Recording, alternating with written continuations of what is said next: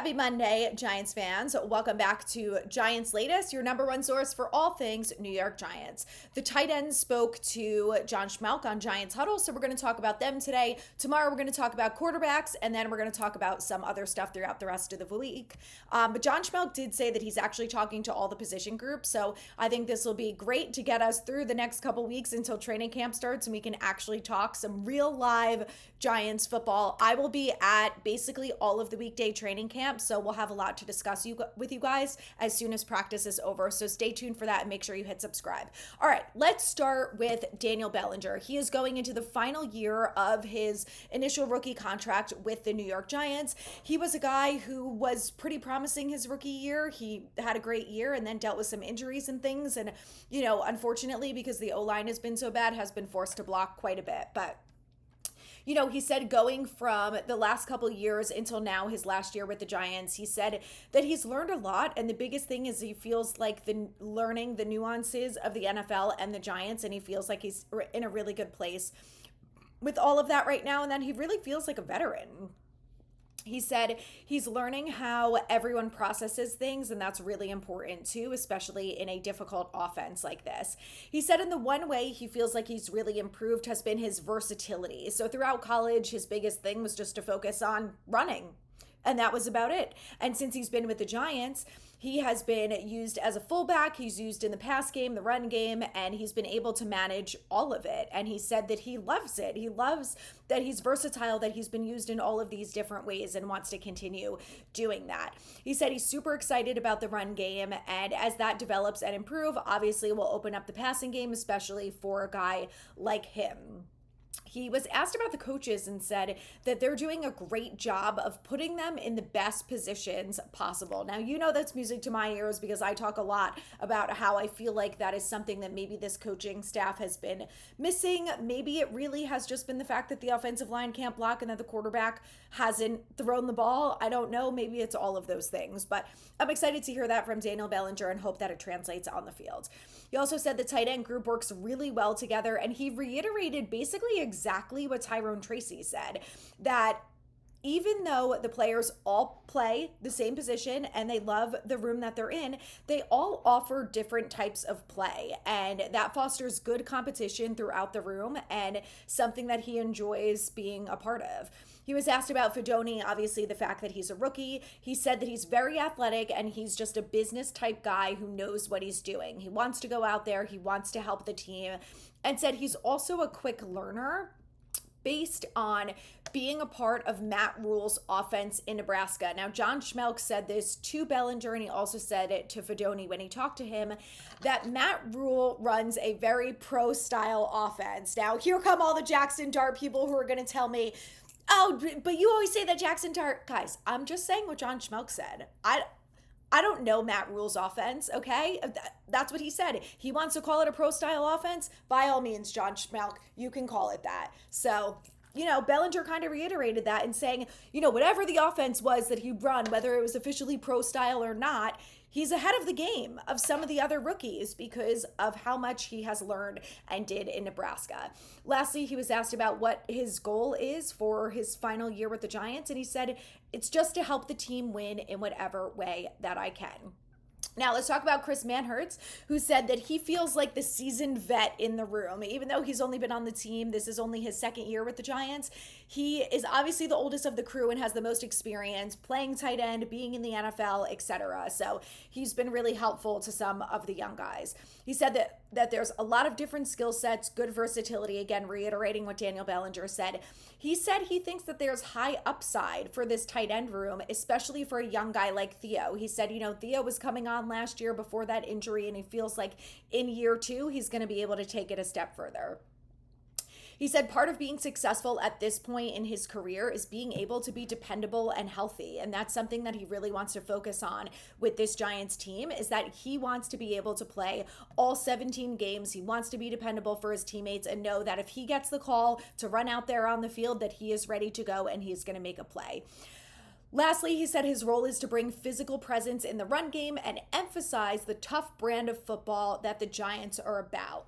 This is something that we have also said. It's what we all love about the 80s and 90s, watching that Giants football team, watching Bill Belichick, watching Bill Parcells.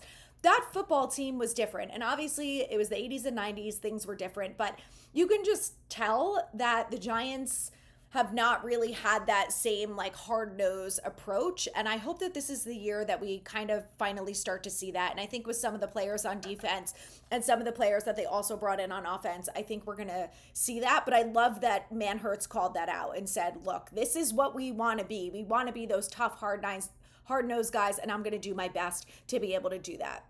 He said that Dable does a good job of throwing them right into the fire and testing them during the spring. We've heard that a lot. And he said that, for the young guys at this point, it's all about like learning and being able to prove that you know what you learned. And he said, as a veteran, he obviously has that experience already, so it's a little bit easier for him. But he said that, Dable throws them all into the fire and says, sink or swim, baby. Lastly, he said his goal is just to remain a dependable asset in the run game, make plays in the pass game when the ball comes his way. Moving along, there are a lot of tight ends in this room, so let's keep going here and talk about Thomas Vidoni, who was the rookie 7th-round draft pick that the Giants picked this year. For those of you guys who don't know, he actually tore the same ACL twice, but coming out of high school, he was actually ranked nationally higher than Brock Bowers was. And unfortunately, just because of those injuries, his career wasn't what he hoped it would be. But, he talked about that was a learning curve for him, and he's really focused on just being able to maintain the athleticism that he had prior to the injuries. He thinks that the injuries haven't slighted his athleticism at all, but that he does have a really strong mindset, and that's really what he's focused on, is just being the best football player that he can be and putting the injuries in the rear view. He's not focused on them, and he's not worried about getting injured again. He also basically reiterated what Manhertz said and said that Dable's offense is very tough to learn, but he thinks that his experience in Nebraska with Matt Rule has helped him pick it up quite quickly. He said that the bit of a learning curve that has been challenging for him, and this is something that the quarterbacks talked about as well, is the fact that there's a lot more freedom across the board, basically for most of the players on the offense. And he said from a tight end perspective, it's the fact that I have the freedom to run my routes kind of however and wherever I want, as long as I'm following the playbook. That a lot of it is on me to be in the right timing, in the right position, so the quarterback can get me the ball, but that we have to have that type of dependability and trust in each other. And, we've heard this throughout some of the other players so far about how much the timing and the trust is really important between the quarterback and everyone else on the field. He said he was asked about having long arms and said that that's definitely an advantage in the pass setting, but also in blocking. He thinks that's helped him. And one thing that he really brings is physicality in the run game, and he wants to continue to bring that with the Giants. He said he loves the tight end room that he has, a bunch of really good dudes, as he called them, and he said it's great to learn from some of the other guys. Moving along to Greg Dulcich. So for those of you who don't remember, he was brought in last year, and he said that when he found out about Russ Wilson, he was ecstatic that they'd played together well in Denver. They have a great experience. He was absolutely glowing talking about Russell Wilson. I'm going to tell you the things that he said in a second. But he just said, that they had a really good connection in Denver. They played really well together, and he's so excited that Russ is back and that they're going to be able to continue that here with the Giants. He said that Russell is very loyal, knowledgeable about football, and that they so far have a great connection. He said he goes out of his way to provide for his teammates. He's a team-first guy. So again, someone else who's just glowing about Russ Wilson. And Schmelk basically said the same thing. Like, why does everyone love Russ Wilson? And you're a guy who's actually played with him. Like, what has really translated from Denver to here? Like, what do these players really love so much about him? And obviously, the players aren't going to say anything bad about their quarterback, but I think it's one thing to kind of just talk positively about the quarterback, because that's what you mostly should be doing to the media.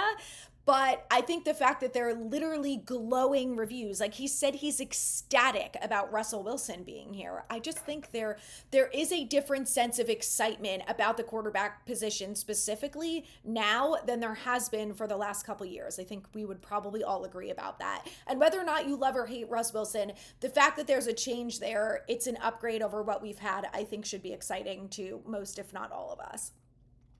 he said that he's really excited about how he's going to be able to be moved all around the field, that has been something that Schmelk has seen a lot throughout camp, that all of the players, regardless of their position, are testing out all different areas that they could be utilized, and said that, Dulcich says the same thing, that he's excited for that. He said he feels like what he's good at is stretching the field down the seam vertically, and that's what he did well with Russell as his quarterback in Denver, and he hopes to continue that in New York, and he said that Russ is a perfect match for that. So let's move along to Theo Johnson, lastly, because I think he actually had the most to say out of all of the guys, and him talking about Abdul Carter, I love it. So in case you guys forgot, on draft night, during his press conference after Abdul Carter was drafted, someone asked him, like, you and Theo Johnson used to play together at Penn State. What is it now like that you guys are going to be on the same team? And he said something along the lines of, oh God, now I don't remember the direct quote, but it was something along the lines of, like, we still have work to do, or like, our work wasn't finished, like, kind of implying that there's like a little bit of beef between them. I'm sorry, I cannot remember exactly what it was, but there was this little implication that, like, they used to go against each other in practice and battle it out, and now they're going to be doing it again in camp, and they're like ready to go. So this is the rest of what Theo Johnson had to say. He said for him, between this time last year and now, there is a massive difference. He said overall, he just knows what it's like to be a football player in the NFL. And he said that he looks at the rookies at this point in the season who, like, think they have it figured out. They know the playbook. They know what to expect, et cetera, et cetera. And he's just kind of like shaking his head like, you guys have no idea what's coming your way. And Schmelk was like, did you laugh a little bit? And he's like, no, I don't laugh. But, like, I'm thinking to myself, like, they are not prepared for what is coming.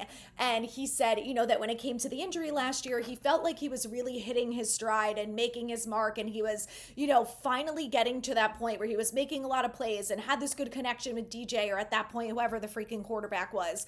And, to have that injury was definitely disappointing for him. And he said that because of that, his real focus this year is being available and dependable for all 17 games. That is his goal, on playing all 17 games. And again, like Manhurst said, when you get that call, you're out there and ready to go and ready to make a play for your team and help them win.